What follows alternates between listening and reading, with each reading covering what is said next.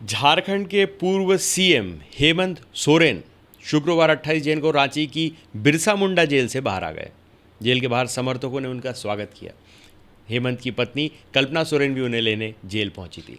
Jail से निकलने के बाद हेमंत सोरेन ने कहा कि मुझे झूठे आरोपों में 5 महीने जेल के अंदर रखा गया। झारखंड के लोगों के लिए 5 महीने बहुत कठिन थे। सुनियोजित तरीके से लोगों की आवाज़ दबाई जा रही है। दिल्ली के मुख्यमंत्री जेल में बंद है, मंत्रियों को जेल में डाल दिया जा रहा है।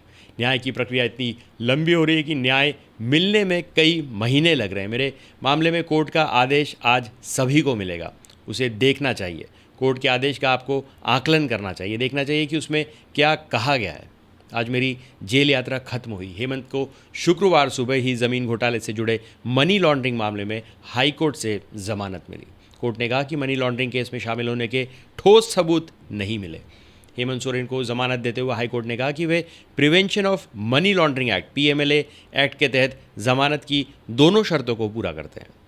कोर्ट के फैसले के बाद सोरेन के सरकारी आवास में मिठाइयाँ बांटी गई। हेमंत को इस मामले में 31 जनवरी की रात ईडी ने गिरफ्तार किया था। जमानत याचिका पर 13 जून को सुनवाई पूरी हो चुकी थी। जस्टिस रंगन मुखोपाध्याय की अदालत में पिछले 3 दिन तक सुनवाई हुई। कोर्ट ने दोनों पक्षों को सुनने के बाद फैसला सुरक्षित रख लिया था। पीएमएलए एक्ट के सेक्शन 45 के तहत जमानत की 2 शर्तें हैं। यह विश्वास करने का कोई कारण नहीं हो कि आरोपी ने कथित अपराध किया। दूसरा, जमानत पर रहने के दौरान आरोपी उस तरह का कोई अपराध नहीं करेगा। कोर्ट ने यह भी कहा कि सोरेन दोनों शर्तों को पूरा करते हैं, इसलिए अदालत उन्हें रेगुलर जमानत दे रही है। एमएम ने एक्स पर लिखा कि हर अत्याचारी का अंत बुरा ही होता है। तानाशाहों के पास जितनी भी शक्ति है, बंदूक, गोला बारूद, अंत में हमेशा सत्य की जीत होती है। शरद पवार ने कहा कि उन्हें राजनीतिक मामलों से प्रेरित होकर जेल भेजा गया। 149 दिन के संघर्ष को आज न्याय मिला है। कोर्ट में हेमंत सोरेन को मिली जमानत से यह एहसास और मजबूत हो गया है कि सत्य की जीत अब ज़्यादा दूर नहीं है। हम एनडीए सरकार से मांग करते रहेंगे कि वह बदले की भावना से कोई कार्रवाई न करे।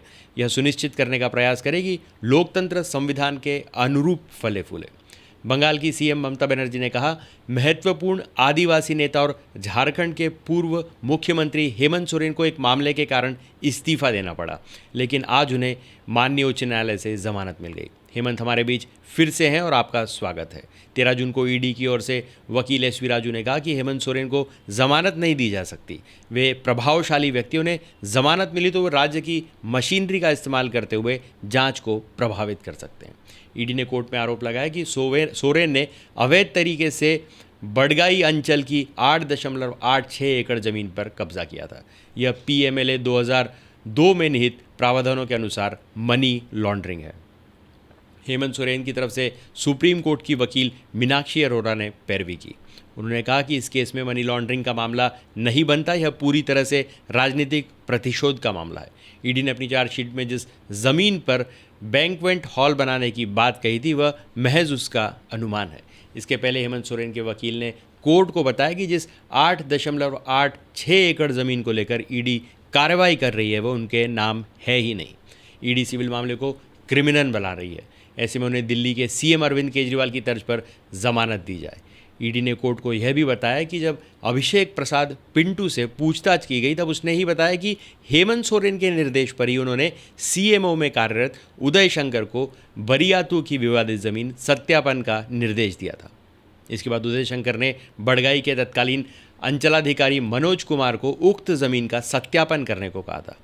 भानु प्रताप अवैध कब्जे से जुड़ी गतिविधियों में हेमंत सोरेन की मदद कर रहे थे। ईडी ने अपना पक्ष रखने के क्रम में बताया कि राज्य की सरकार ज़मीन पर कब्जा करने के लिए सिंडिकेट काम कर रही है। इसमें हेमंत सोरेन और उनके अधिकारी भी मदद कर रहे हैं। ईडी ने अदालत को बताया कि भानु प्रताप प्रसाद, सद्दाम हुसैन और अन्य लोग सरकारी ज़मीनों के फर्जी दस्तावेज बनाते, फिर नए दस्तावेज के आधार पर ज़मीन पर कब्जा करते थे। ईडी ने कोर्ट को बताया कि ज़मीन के असली मालिक राजकुमार पाहन ने ज़मीन पर कब्जा होने की शिकायत अधिकारी से ली थी। सोरेन ने इस प्लॉट पर गैर कानूनी तरीके से 2009-2010 में कब्जा किया था। इस ज़मीन पर बाउंड्री वॉल बनवा दी थी। इस प्रॉपर्टी का ईडी ने 2 बार सर्वे भी किया था।